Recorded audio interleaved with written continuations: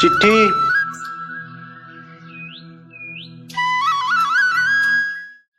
देव साहू घर ही है रे काजी। ये दे सेना ले तो पर चिट्ठी आहे।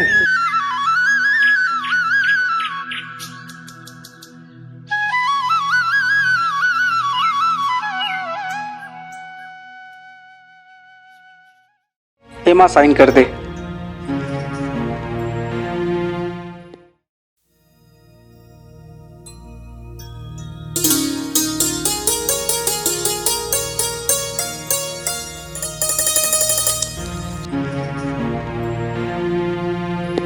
का हो गई जी?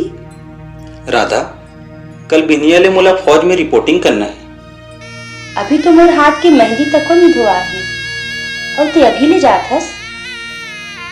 मैं अभी जाना तो नहीं चाहता हूँ, फिर बात देश क्या है, जायला तो पड़ी ना। देश ले बुलावा है तब कैसे रोको तोला? मोला तो गर्व हो ही कि जिन हाथ मोर मांग में सिंदूर भरे है, अगर वो हाथ में तिरंगा लहरा ही, फिर जल्दी आवे मोला तो अगोरा रही।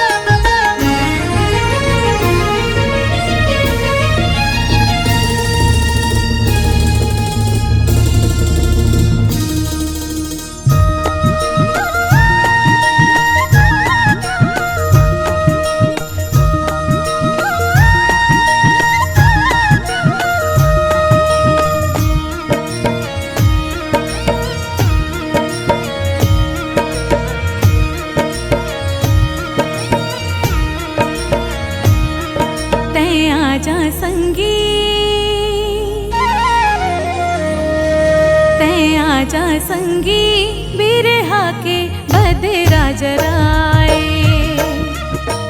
आजा संगी बिरहा के बदरा जराए। तोर बिन काहे नहीं सुहाए, घर बन काहे नहीं सुहाए। आजा संगी बिरहा के बदरा जराए, आजा संगी बिरहा के बदरा जराए।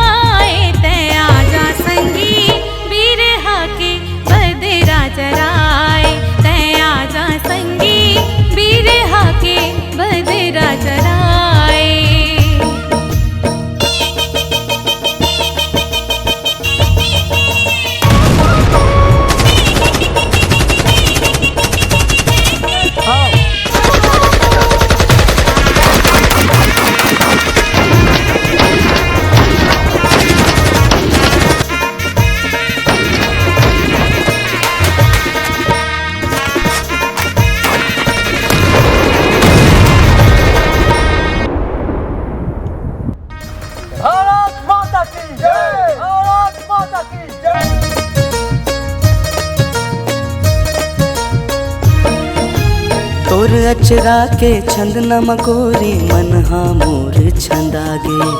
जन्म जन्म नहीं छूटे संगी ऐसे नाता बंधागे। जन्म जन्म नहीं छूटे संगी ऐसे नाता बंधागे।